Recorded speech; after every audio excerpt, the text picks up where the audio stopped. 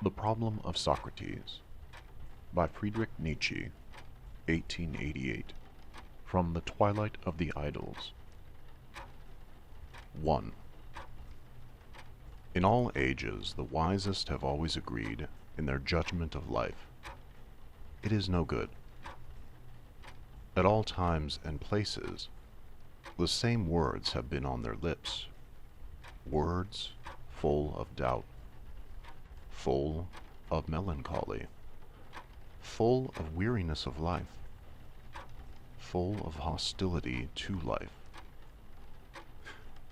Even Socrates' dying words were, "To live means to be ill a long while. I owe a cock to the god Asclepius."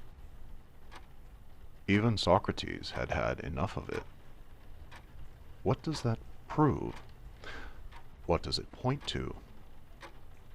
Formerly, people would have said, oh, it has been said, and loudly enough too by our pessimists, loudest of all. In any case, there must be some truth to this.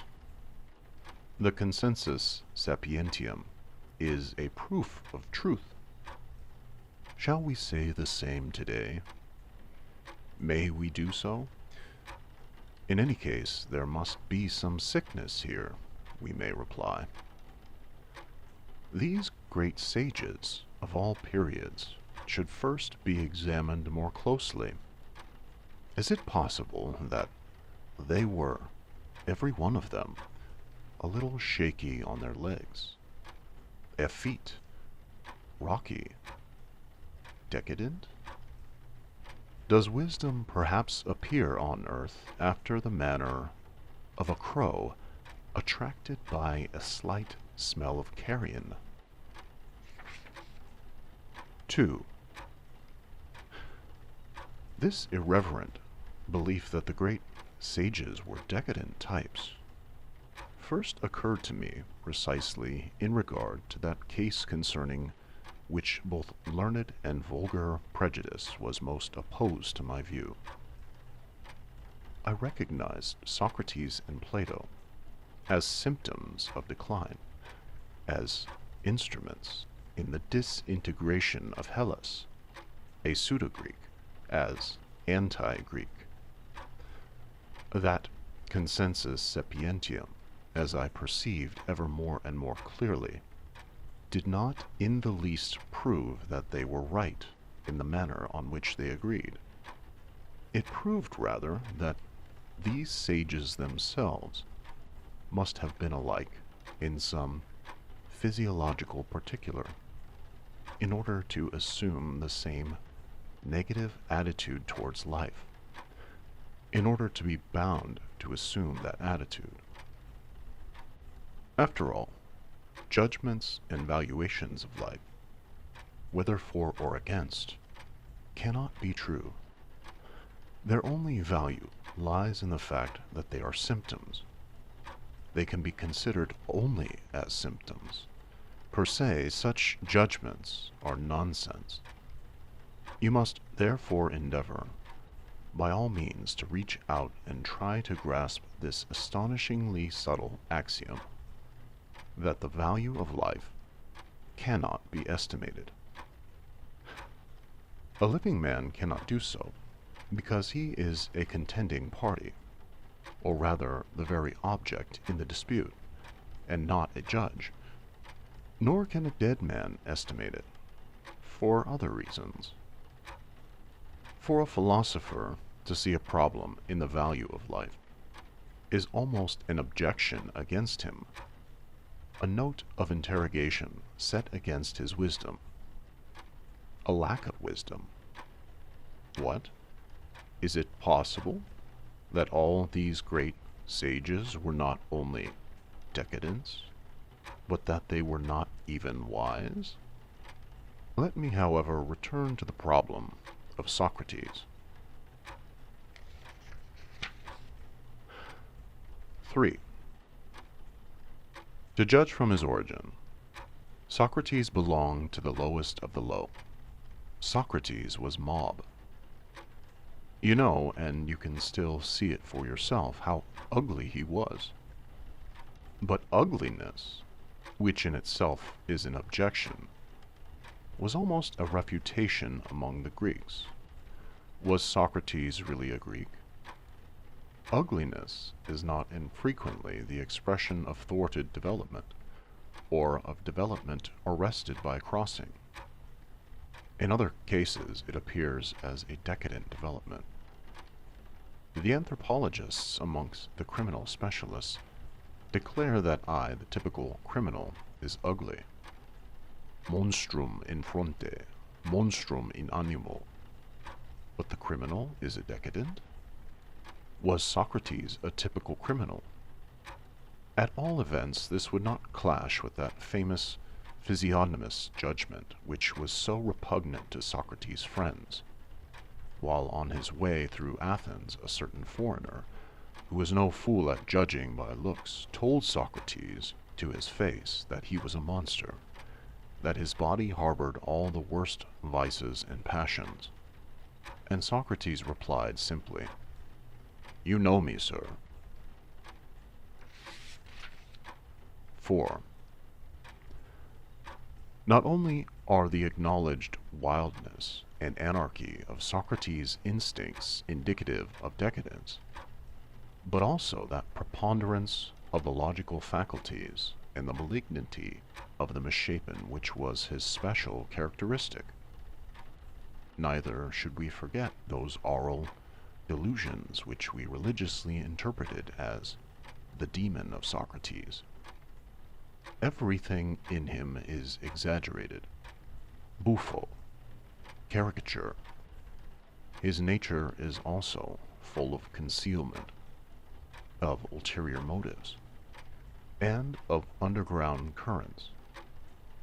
I try to understand the idiosyncrasy from which the Socratic equation, reason equals virtue equals happiness, could have arisen. The weirdest equation ever seen, and one which was essentially opposed to all the instincts of the older Hellenes.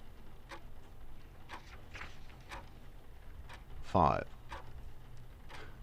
With Socrates, Greek taste veers round in favor of dialectics. What actually occurs? In the first place, a noble taste is vanquished. With dialectics, the mob comes to the top.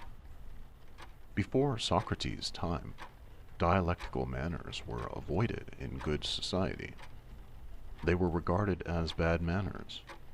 They were compromising. Young men were cautioned against them. All such proffering of one's reasons was looked upon with suspicion. Honest things like honest men do not carry their reason on their sleeve in such fashion. It is not good form to make a show of everything. That which needs to be proved cannot be worth much. Wherever authority still belongs to good usage, wherever men do not prove but command, the dialectician is regarded as a sort of clown. People laugh at him. They do not take him seriously. Socrates was a clown who succeeded in making men take him seriously. What then was the matter?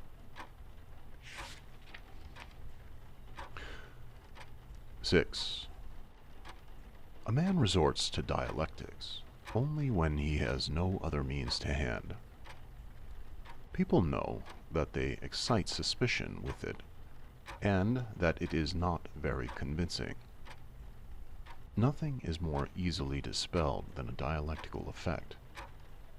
This is proved by the experience of every gathering in which discussions are held. It can be only the last defense of those who have no other weapons. One must require to extort one's right, otherwise one makes no use of it.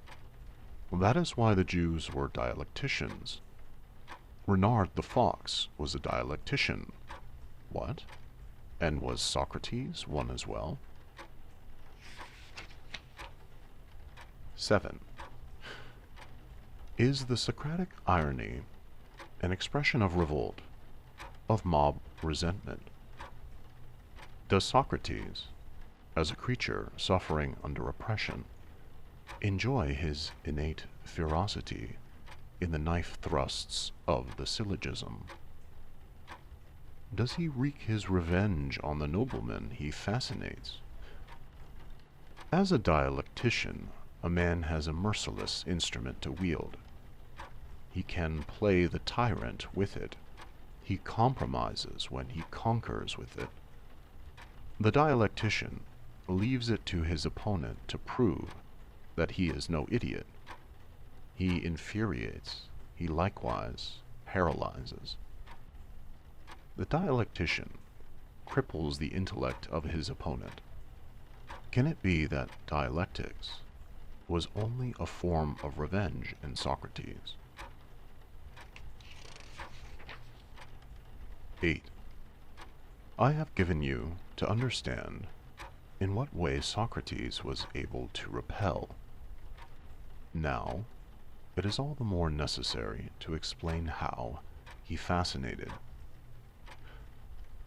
One reason is that he discovered a new kind of agon, and that he was the first fencing master in the best circles in Athens. He fascinated by appealing to the combative instinct of the Greeks. He introduced a variation into the contests between men and youths. Socrates was also a great erotic. 9.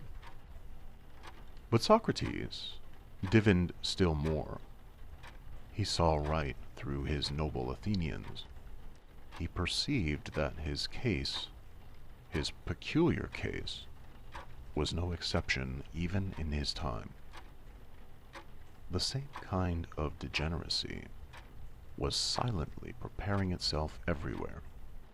Ancient Athens was dying out, and Socrates understood that the whole world needed him.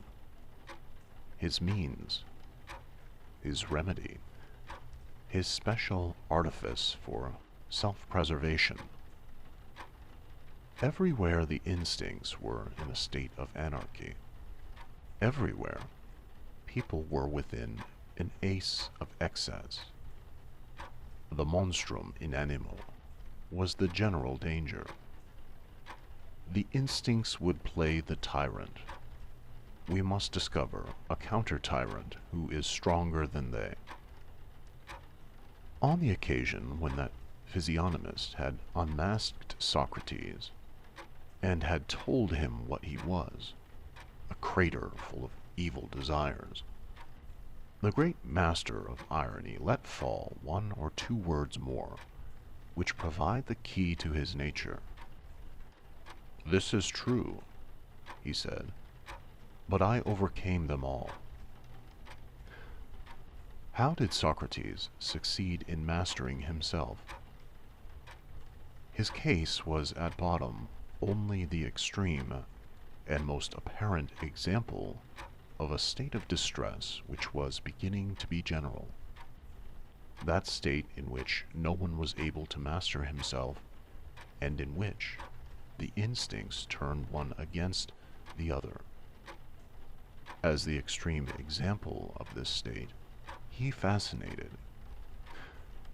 His terrifying ugliness made him conspicuous to every eye.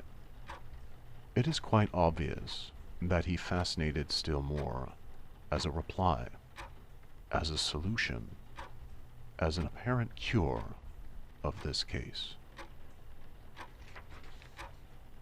10. When a man finds it necessary, as Socrates did, to create a tyrant out of reason, there is no small danger that something else wishes to play the tyrant. Reason was then discovered as a savior. Neither Socrates nor his patients were at liberty to be rational or not, as they pleased. At that time it was de rigueur. it had become a last shift. The fanaticism with which the whole of Greek thought plunges into reason betrays a critical condition of things. Men were in danger. There were only two alternatives: either perish, or else be absurdly rational. The moral bias of Greek philosophy from Plato onward is the outcome of a pathological condition, as is also its appreciation of dialectics. Reason equals virtue equals happiness simply means we must imitate Socrates and confront the dark passions permanently with the light of day, the light of reason. We must at all costs be clever, precise, clear. All yielding to the instincts, to the unconscious, leads downwards. 11. I have now explained how Socrates fascinated. He seemed to be a doctor, a savior. It is necessary to expose the errors which lay in his faith in reason at any price. It is a piece of self-deception on the part of philosophers and moralists to suppose that they can extricate themselves from degeneration by merely waging war upon it. They cannot thus extricate themselves. That which they choose as a means, as the road to salvation, is in itself, again, only an expression of degeneration. They only modify its mode of manifesting itself. They do not abolish it. Socrates was a misunderstanding. The whole of morality, of amelioration, that of Christianity as well, was a misunderstanding. The most blinding light of day, reason at any price, life made clear, cold, cautious, conscience, without instincts, opposed to the instincts, was itself only a disease, another kind of disease, and by no means a return to virtue, to health, and to happiness. To be obliged to fight the instincts, this is the formula of degeneration. As long as life is in the ascending line, happiness is the same as instinct.